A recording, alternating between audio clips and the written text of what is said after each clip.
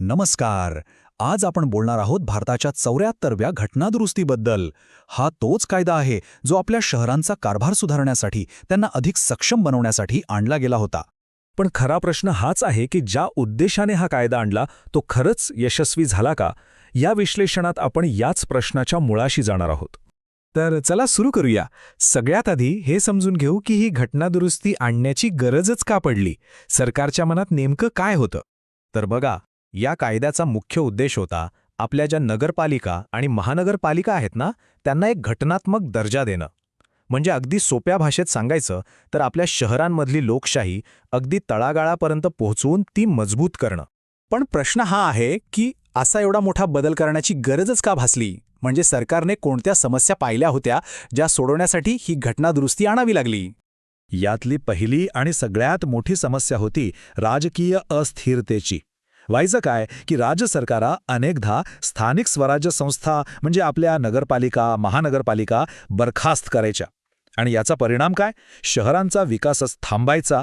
यावर काहीतरी नियंत्रण आणणं खूप गरजेचं होतं. दुसरी अडचण होती पैशांची. आता शहरांचा विकास करायचा तर पैसा लागणारच, पण नगरपालिकांकडे पुरेसा निधीच नसायचा. आणि गंमत म्हणजे त्यांचे जे काही उत्पन्नाचे स्रोत होते ते सुद्धा हळूहळू राज्य सरकारच्या एजन्सीकडे जायला लागले होते.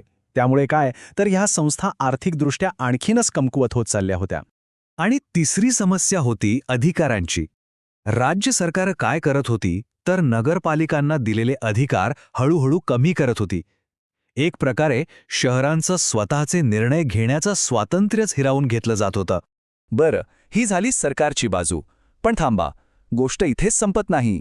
आपल्या सोर्स मटेरियलमध्ये या सगळ्या कारणांवर एक अगदी वेगळा, एक चिकित्सक दृष्टिकोन मांडलाय. तो नेमका काय आहे ते आता पाहूया. आणि इथेच आपल्याला एक महत्त्वाचा फरक दिसतो. सरकारचं म्हणणं काय होतं की घटनात्मक संरक्षणाची गरज आहे, पण आपल्या सोर्सचं म्हणणं आहे की अहो थांबा, यात निवळ प्रशासकीय समस्या होत्या, यासाठी थेट घटनादुरुस्ती कशाला? साध्या नियमांमध्ये बदल करूनही ह्या गोष्टी सुधारता आल्या असत्या.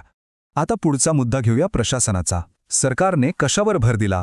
लोकशाही मार्गाने निवडून आलेल्या प्रतिनिधींवर. पण याच्या अगदी उलट सोर्सचं म्हणणं आहे की शहरांचं प्रशासन हे केवळ कोण लोकप्रिय आहे यावर नाही चाललं पाहिजे. त्यासाठी तांत्रिक ज्ञान, टेक्निकल एक्सपर्टीज आणि काही स्टँडर्ड्सची गरज असते.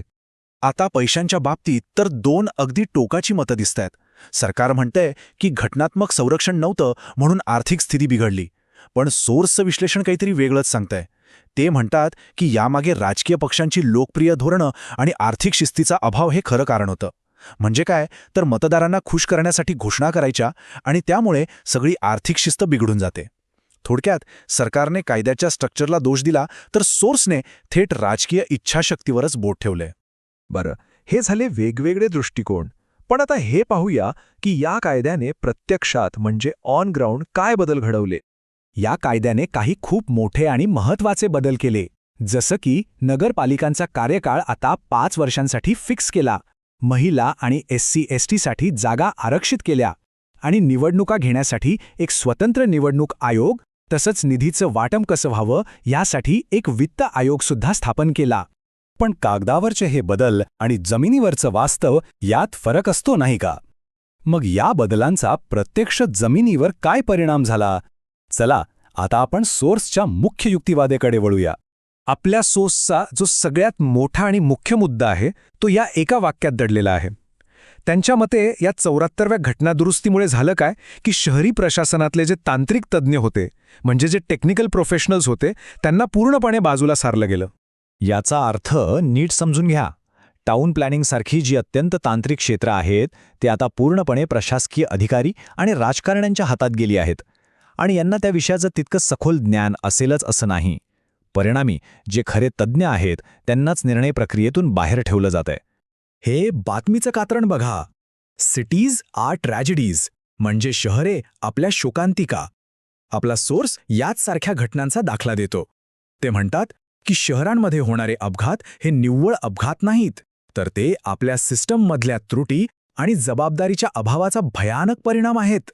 आता ही दुसरी बातमी बघा. यात पवईचे रहिवासी एका मॉलच्या विरुद्धात थेट कोर्टात गेले आहेत.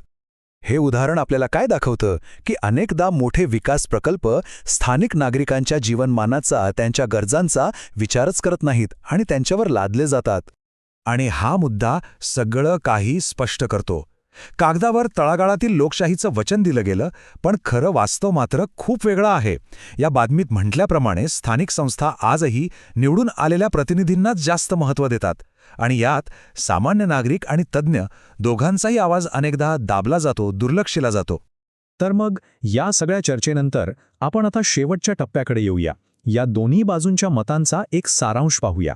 तर थोडक्यात काय, एका बाजूला आहे 74th घटनादुरुस्तीने दिलेलं वचन की आपण मजबूत लोकशाही आणि प्रभावी शहरं घडवू, आणि दुसऱ्या बाजूला आहे आपल्या सोर्सची टीका की ह्या दुरुस्तीमुळे झालं उलटंच. लोकप्रिय राजकारण वाढलं, खरे तज्ज्ञ बाजूला पिकले गेले आणि शहरं राज्यासमोर अधिकच दुबळी राहिली.